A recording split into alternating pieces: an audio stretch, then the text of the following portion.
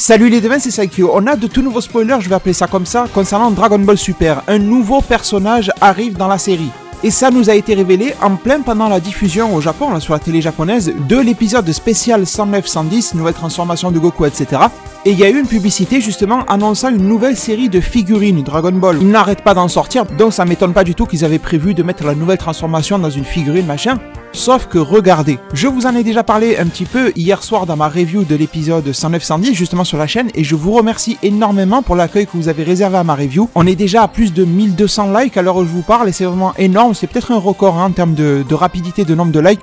Je vous en remercie du fond du cœur, ça me fait extrêmement plaisir et bien sûr ça fait progresser ma chaîne, donc merci infiniment à vous tous. Mais sinon, regardez, j'ai quelques images à vous montrer. Il a été affiché ceci, une image sur laquelle on voit 4 figurines et de gauche à droite on voit Hit. Ensuite, on voit Gohan, au milieu, on voit Goku dans la nouvelle forme, la nouvelle transformation, Ultra Instinct, et à droite, on a un personnage dans l'ombre, avec un corps d'humanoïde, mais voilà, tout est noirci, et il y a écrit le fameux Coming Soon, donc en français, ça arrive bientôt. Avant d'en parler, pour ceux qui voudraient en savoir un petit peu plus sur la qualité de ces figurines-là, etc., personnellement, je ne suis pas très emballé, je pensais qu'ils allaient sortir quelque chose d'un peu mieux fini. Regardez les visages de Gohan, même de Goku, hein, mais surtout de Hit aussi. Je trouve pas ça super cool. La mieux réalisée, c'est quand même celle de Goku. J'essaye de vous afficher cette image-là pour que vous voyez un petit peu mieux. Après, j'ai pas l'impression que ça soit une figurine exceptionnelle. Peut-être que je me trompe, on verra quand elle sortira. J'ai pas l'impression que le niveau de détail soit si élevé que ça. Bon, après, je dis ça, je serais super content de l'avoir chez moi, mais bon, je vous donne quand même mon avis réel tel qu'il est. Et du coup, on va se concentrer sur ce nouveau personnage. On nous dit que son nom est inconnu. On nous dit qu'il arrive bientôt. Et grâce à Herms98 sur Twitter, on peut avoir les traductions de ce qui est écrit sur ces images-là. Je vous laisse le truc en anglais et je vous le traduis à l'oral en français. Herms98 nous dit que sur ces affiches, il est dit qu'ils appellent ces figurines comme étant de la qualité supérieure. Ultra Instinct Omen est entre guillemets. Bon, vous me direz en zone commentaire, moi la seule traduction que je connais en français de Omen, c'est présage. Un bon présage, un mauvais présage. Bon, peut-être que ça a une double signification, je ne sais pas. Mais ça, c'est pas le plus important. La nouvelle transformation de Goku, on en sait déjà beaucoup. Même s'il nous reste encore énormément à découvrir, mais voilà, on a quand même des éléments et c'est pas si flou que ça. Par contre, ce qui est flou et ce qui est dans l'ombre, et c'est vraiment le mot, c'est ce nouveau guerrier. Et dans la deuxième ligne, il nous est dit « Un nouveau guerrier rejoint la mêlée », où le mot Frey peut se traduire aussi comme « bagarre ». Voilà, ça peut s'interpréter comme ça, mêlée. Donc mêlée, ça fait penser à la Battle Royale. Et bagarre, bon, ben voilà, ça veut dire ce que ça veut dire. Et ensuite, ils nous disent « Restez connectés pour plus de détails ». Donc, on nous promet une révélation très prochaine de ce personnage-là, et on nous dit que c'est un nouveau guerrier. Donc, hier soir, je vous ai partagé cette image sur mes réseaux sociaux, j'ai pas fait de sondage, mais j'ai quand même été voir vos réponses, bien sûr. Ça sert à rien que je poste si je vais pas regarder. De toute façon, je pense que vous en rendez compte au fil des vidéos, j'inclus toujours des idées des abonnés, des réponses que j'ai, ou de la communauté en général, histoire d'avoir des vidéos plus vivantes et pas juste moi qui vous parle, vous voyez. Je pense que c'est plus intéressant de faire comme ça, parce que je me dis que même si j'ai pas le temps de pouvoir répondre à tout le monde, même si je voudrais le faire, ceux qui sont là depuis les débuts de la chaîne le savent et que je fais de mon mieux toujours pour répondre à tout le monde, mais au moins je me dis que en lisant tout, je consacre vraiment énormément de temps pour pouvoir tout lire, tout ce que vous m'adressez, et après j'essaye d'arranger ça, d'en faire une idée globale, vous voyez. Donc du coup, je vous affiche une image plus grande de ce personnage-là. Où est-ce que je voulais en venir en vous lisant cette phrase, cette traduction, hein, ça est dit officiellement, comme quoi un nouveau guerrier approche. Eh bien, tout simplement, hier vous avez été très nombreux, et moi j'ai eu la même réaction que vous, hein, à me dire que ce personnage ressemblait soit à Freezer, soit à Hit, soit à Jiren. Bon, dans les trois cas, vous avez raison, sauf que je trouve qu'il ne ressemble pas vraiment à Freezer, mis à part la tête qui est ronde, mais sinon ça voudrait dire que Freezer a enfilé un costume et qu'il n'a plus de queue. Parce que regardez, en bas, il y a des chaussures quand même, on le voit bien. Mais le truc, c'est que, en toute logique, ça ne peut pas être une évolution, une transformation de Hit ou une transformation de Jiren. J'ai vu beaucoup de gens dire, Jiren nous cache une transformation qui doit être plus affinée. Ou alors, si Jiren se met à maîtriser totalement l'Ultra Instinct lui aussi, il va devenir comme ça. Ce sont des prédictions de votre part très intéressantes, mais le problème, c'est cette phrase. Et ce n'est pas de votre faute, parce que cette phrase-là, vous ne l'aviez pas hier soir, et moi non plus, je ne l'avais pas. Nous disant que c'est un tout nouveau guerrier. Donc il faut penser à un personnage inédit qu'on ne connaît pas jusqu'à présent. Et après il y a une idée que vous avez été très nombreux à proposer et j'ai eu la même idée dès que j'ai vu cette image là.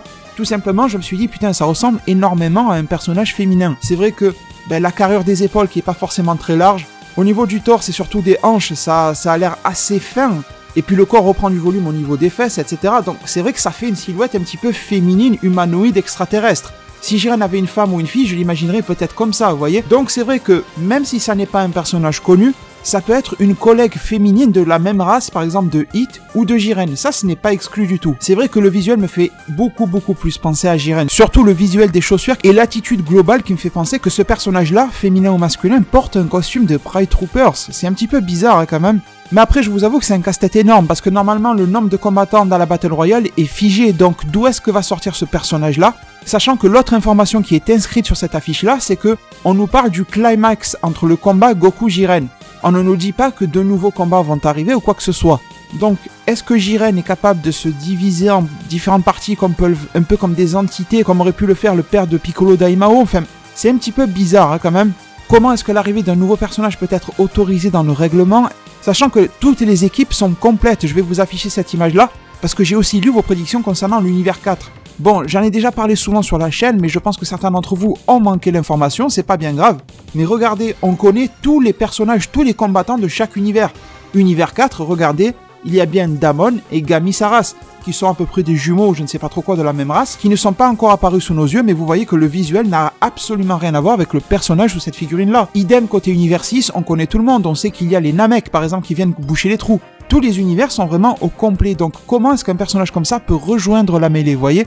Après, comme je vous le disais depuis le début, je visualise ce tournoi comme étant justement un espèce de jeu d'arène, comme ça pouvait se faire au temps des Romains, des machins, la Jules César, l'empereur s'assoit, avec le public autour de l'arène et tout le monde regarde les gladiateurs se taper, enfin ce genre de conneries. Et on sait que dans ce genre de jeu, il y a des règles qui sont annoncées, et il y a des modalités de combat.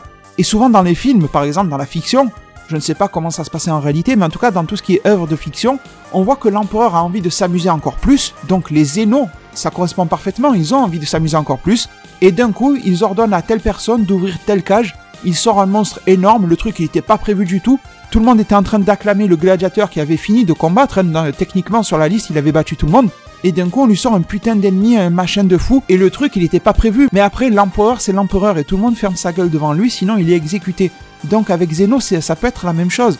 Qui nous dit que Zeno ne garde pas un guerrier en réserve, qui serait une création de leur part, où ils auraient demandé au Daishinkan de créer une sorte de mortel, parce que je pense que le Daishinkan peut créer, tout comme des Kaioshin peuvent le faire, et du coup ce truc-là, ce personnage-là qui serait créé, viendrait combattre dans le ring du tournoi du pouvoir, non pas au compte d'un univers, mais juste pour le divertissement des Zeno. Après, vous pouvez prendre cette théorie à l'inverse, c'est-à-dire que ce sont les Kaioshin qui sont capables de créer de la vie, et alors qu'est-ce que ça donnerait si tous les Kaioshin présents autour du ring se mettaient d'accord pour créer une vie tous ensemble? Je sais que ça fait prédiction de cinglé, on se croirait sur les vidéos des Argentins, là, je sais pas si vous avez vu sur YouTube, ils vous mettent des trucs de fou sur les miniatures, des machins qui apparaîtront jamais, mais le truc c'est que là on a un personnage qui est dans l'ombre avec aucun élément concret, donc je vous partage des petites idées sympas, si elles se réalisent pas, c'est pas ça qui va nous empêcher de dormir, vous m'avez bien compris. Mais à l'inverse, du coup, si tous les Kaioshin se mettent d'accord pour créer un seul être vivant ensemble, est-ce qu'ils ne seraient pas supérieurs à tous? Après, j'ai du mal à imaginer cette théorie-là, tout simplement parce que les Zénos vont dire « Mais c'est quoi, vous me rajoutez un combattant? Ça sert à quoi ?» Donc voilà, j'essaye quand même avec vous de fouiller les différentes sources, etc. Et la dernière source est bien sûr du côté de l'épisode 114. Je ne vous ai pas encore proposé la vidéo de spoil sur cet épisode-là, mais ne vous inquiétez pas, ça ne va pas tarder du tout, je suis en train de rattraper mon retard. Mais le titre de l'épisode 114 qui sera diffusé le 5 novembre est une situation effrayante, l'apparition soudaine du nouveau super guerrier. Et merci énormément au site dragonballsuper-france.fr que je remercie, que je crédite pour cette information-là, bien sûr. Je vous mettrai également le lien en description si vous voulez aller lire ça par vous-même. Et je vous en ferai une vidéo pour qu'on se décrypte tout ce qui est dit concernant les épisodes 111, 112, 113 et 114 tous ensemble. Mais revenons à ce nouveau personnage. Bien sûr que ça pourrait être lié à l'épisode 114. Parce que si on regarde bien le synopsis de l'épisode 114, on ne nous dit pas, on ne nous parle absolument pas du nouveau guerrier.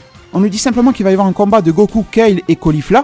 La tension du combat avance, Kale s'énerve et se transforme en Super Saiyan Berserker. Et on nous dit, mais, du coup ça nous laisse présager que quelque chose arrive. Mais je n'ai pas l'impression que c'est lié vraiment à Kale, j'imagine pas Kale perdre ses cheveux pour ressembler à ce qu'on voit sur la figurine. Donc il se pourrait bien que ce nouveau personnage apparaisse en épisode 114 et foute le bordel dans le tournoi, ou soit complètement une menace à laquelle on ne s'attendait pas depuis le temps. Depuis le tournoi de Champa, on dit ouais, quelqu'un va venir et l'interrompre. Peut-être que c'est le bon moment. Après tout, tous les mortels sont fatigués, il reste que peu d'univers, etc. C'est peut-être le meilleur moment pour attaquer et prendre le contrôle sur certaines choses, si quelqu'un a de mauvaises pensées. Donc, vous voyez, il y a énormément de choses qui peuvent se mélanger et se faire en termes d'idées. Et la dernière que je vais vous proposer, c'est est-ce que ce design-là est définitif ou est-ce que c'est juste une ombre comme ça et qu'au final, le nouveau personnage ne sera pas chauve. Vous voyez ce que je veux dire? Est-ce que c'est pas juste une ombre générique pour nous teaser qu'un nouveau personnage apparaît? Je crois que c'est dans les jeux Super Smash, non, qui nous faisait ça? Il nous mettait une ombre, mais en fait quand vous débloquiez le bonhomme, que ce soit Mario, Link ou je sais pas quoi, le personnage apparaissait et n'avait absolument rien à voir avec le bonhomme dans l'ombre, donc ça peut le faire comme ça. Mais franchement je suis plutôt tenté de dire que la forme du personnage que l'on voit ici est la forme réelle du personnage, parce que pourquoi s'embêter à lui donner une tête à la Jiren? Enfin, Je comprends pas pourquoi. Je trouve que, en fait, si vous voulez, je sais pas si je suis assez clair, mais je trouve, parce que même si ce n'est qu'une silhouette qui a été remplie de noir pour faire un petit peu comme si elle était dans l'ombre, mais je trouve que quand même sa silhouette est assez précise. Les chaussures, la musculature, la taille des bras, la taille des cuisses, etc., la taille des hanches, je trouve que c'est pas si générique que ça pour nous faire penser que c'est juste une silhouette au hasard. Après, sur ce point-là, je me trompe peut-être, donnez-moi vos avis en zone commentaire. Après, peut-être qu'au final, ça sera un nouveau Saiyan avec des cheveux qui font 3 km de long, vous voyez. Peut-être qu'on est loin du compte avec cette image. Mais j'ai tendance, une certaine intuition, à me dire que le personnage final ressemblera à ça. Et du coup, je vais conclure sur ça, et ça me vient en tête à chaud pendant que je vous parle. Dans le dernier épisode 109-110, Toppo, à un moment, nous parle du vœu de Jiren. Et on n'a pas eu d'informations sur ce que Jiren voulait auprès du Super Shenron, etc. Mais est-ce que ce personnage n'aurait pas du coup un lien de race, de famille ou quoi que ce soit avec Jiren, et que du coup le vœu de Jiren est lié à ce personnage-là, parce que ça serait une menace que même Jiren ne peut arrêter, et du coup, pour le bien de la justice de l'univers, Jiren demandera à Super Shenron de stopper cette personne-là, de lui enlever ses pouvoirs ou de la détruire tout simplement. Enfin bon, ça fait des milliers de branches pour des milliers de futurs possibles, je voulais vous partager toutes les idées qui peuvent me venir à chaud, sans rentrer non plus dans ce qui peut être trop irréel, je voulais quand même rester les pieds sur terre. Mais après tout, ça fait quand même toujours bien plaisir de pouvoir laisser son esprit rêver à ce que peut être la suite de la série. J'espère que vous ferez de même dans la zone commentaire, je vous lis tous, même si je ne peux pas forcément répondre à tout le monde, soyez-en sûrs et certains. J'espère pouvoir vous retrouver très nombreux au niveau des likes et des j'aime sur cette vidéo-là pour pouvoir la soutenir, pour pouvoir faire évoluer ma chaîne. Je vous en remercie d'avance, tout comme je vous remercie de m'avoir écouté et suivi durant cette vidéo-là. Prenez tous bien soin de votre futur et à plus pour de prochains arts divinatoires.